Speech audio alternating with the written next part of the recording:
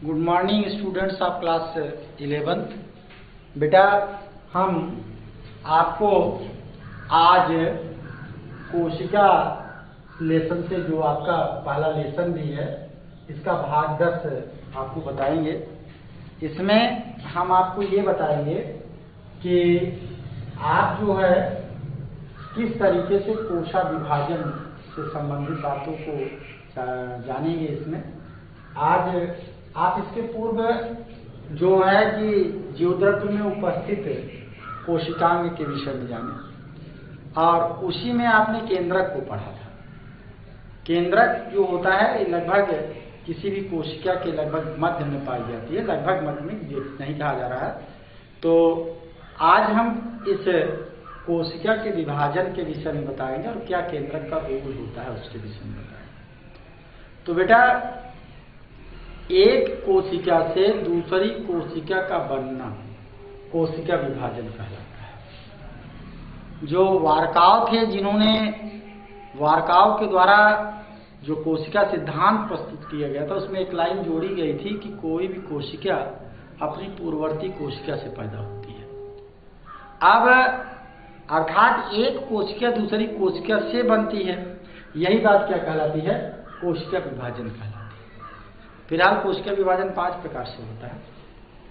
यहाँ हम आपको 3 प्रकार के कोशिका विभाजन के विषय में बताएंगे और उस पर प्रकाश डालेंगे।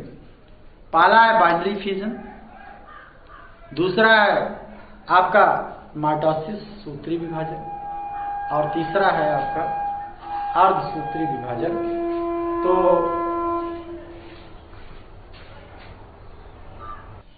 तो बेटा ये आपका जो कोशिका विभाजन है, पहले आपको हम बाइनरी फ्यूजन के विषय में बताएंगे कि बाइनरी फ्यूजन क्या होता है। बाइनरी फ्यूजन एक प्रकार का सिंपल सेल डिवीजन है जिसमें एक ऑर्गेनिज्म जैसा कि बैक्टीरिया वह अपने आप को कंप्लीटली डिवाइड कर लेता है कुछ ही मिनट में। अर्थात इसमें डिवीजन बहुत तेजी के साथ में होता है। इसमें सिंपल सा प्रोसेस होता है कि सबसे पहले ये मान लीजिए बैक्टीरिया है।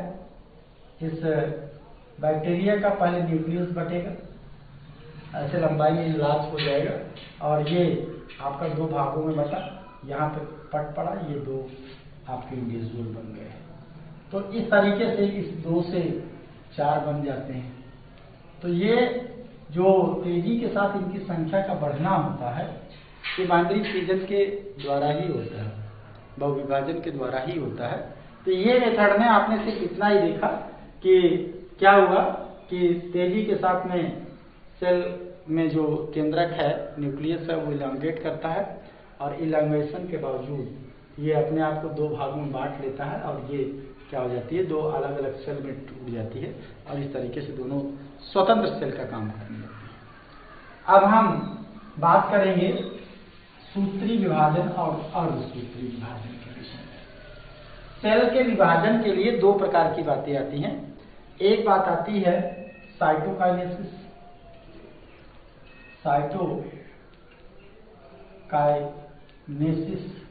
और दूसरी बात आती है कैरियोकाइनेसिस। बेटा साइटोकाइनेसिस में साइटोप्लाज्म का डिवीजन होता है, जीवद्रव्य का डिवीजन होता है और कैरियोकाइनेसिस में केंद्रक का विभाजन होता है। तो पहले केंद्रक का विभाजन होता है, उस केंद्रक के विभाजन के बाद साइटोकाइनेसिस की प्रक्रिया होती है, जीवद्रव्य का विभाजन होता है और इस प्रकार से एक सेल दूसरे 2 सेल में बढ़ जाती है। तो इन दोनों अब कैरियोकाइनेसिस को सुविधा की दृष्टि से जो है निम्न भाग में बांट लिए। आपका प्रोफेज, मेटाफेज, एनाफेज और लास्ट आपका है टीलोफेज। यह आपका जो 4 पार्ट बना लेते हैं इस कैरियोकाइनेसिस का, जिसमें अलग अलग घटनाएं घटती हैं इस प्रोफेज, मेटाफेज, एनाफेज और टीलोफेज में और इसके दौरान आपका न्यूक्लियस का डिवीजन होता है और इस प्रकार से एक सेल 2 सेल में बढ़ जाती है। हम यहाँ पे पहले बात करेंगे कि सूत्री विभाजन क्या है, कैसे होता है, इसके विषय में एक संक्षिप्त परिचय प्राप्त करते हैं। उसके बाद इस डिवीजन के विषय में सचित्र आपको धीरे धीरे बताया जाएगा। बेटा यहाँ आप ये जानिए कि सूत्री विभाजन जो है यह क्या होता है। सूत्री विभाजन जो है या इसी को समसूत्री विभाजन भी कहते हैं। समसूत्री विभाजन किसी भी जीव ऑर्गेनिज्म के सोमैटिक पार्ट में पाया जाता है, दैहिक कोशिकाओं में पाया जाता है। इस विभाजन के फलस्वरूप जो कोई एनिमल है, कोई प्लांट है, उसमें वृद्धि होती है, उसमें विकास होता है। और इस विभाजन के फलस्वरूप एक सेल से दो सेल्स बनती हैं, जिनमें नंबर ऑफ क्रोमोसोम्स की जो संख्या होती है वो मातृ सेल के बराबर होती है। जो पुरानी सेल होती है उसके लिए टर्म मातृ सेल रखते हैं, मदर सेल, और जो नई सेल बनती है उसको पुत्री कोशिकाएं या डॉटर सेल कहा जाता है। तो इस प्रकार से यहाँ पे आपने क्या देखा, एक सेल से दो सेल बनी। नंबर ऑफ क्रोमोसोम जो होते हैं वो जितने मदर सेल में है उतनी ही डॉटर सेल में भी रहती है, कोई भी प्रकार का अंतर नहीं होता है इस प्रकार के विभाजन से। और इस प्रकार के विभाजन के कारण जो बात बनती है वो डेवलपमेंट और ग्रोथ की बात बनती है। अब अगली बात आपकी जो आती है समसूत्री आपका अर्धसूत्री विभाजन की बात जो है, उसमें प्रोफेज को 5 भाग में बांट लिया गया और बाकी फेजों को सेकंड पार्ट में बांट दिए गए। जैसे मेटाफेज सेकंड कर दिया गया, first second, anaphase first second, telophase first second, लेकिन प्रोफेज को वहां पे पहले अध्ययन की सुविधा के अनुसार 5 भागों में बांट दिया, जिन्हें आप लेप्टोटीन, जाइगोटीन, पैचिटीन, डिप्लोटीन और डाइकाइनेसिस के नाम से जानते हैं। फिलहाल उसको अभी आपको बताया जाएगा आगे। लेकिन यहाँ मुख्य रूप से क्या घटित होता है उस बात को आपको बता रहे हैं कि यह जो अर्धसूत्री विभाजन है या जिसे आप मियोसिस कह रहे हैं, यह किसी जीव के जनन भाग में होता है। यह आपका कहाँ नहीं होगा, सोमैटिक भाग में न होकर के जनन भाग में होता है। और इसके द्वारा इस विभाजन के फलस्वरूप युग्मकों का निर्माण होता है, जनन इकाई का निर्माण होता है, स्पर्म और ओवा का निर्माण होता है इसके द्वारा। और यह विभाजन, इस विभाजन के फलस्वरूप 1 से 4 कोशिकाएं बनती हैं। इस विभाजन के फलस्वरूप जो होती हैं 1 से 4 कोशिकाएं बनती हैं। और इसके साथ साथ जो इस विभाजन के साथ साथ क्या होता है कि आप देखेंगे कि इसमें जो गुणसूत्रों की संख्या मदर सेल में रहती है उससे गुणसूत्रों की संख्या डॉटर सेल में आधी हो जाती है। अगर मदर सेल में 10 क्रोमोसोम्स है तो डॉटर सेल में, चारों डॉटर सेल में 5-5 क्रोमोसोम्स पाए जाएंगे, अर्थात इसके आधी यहाँ हो जाती है।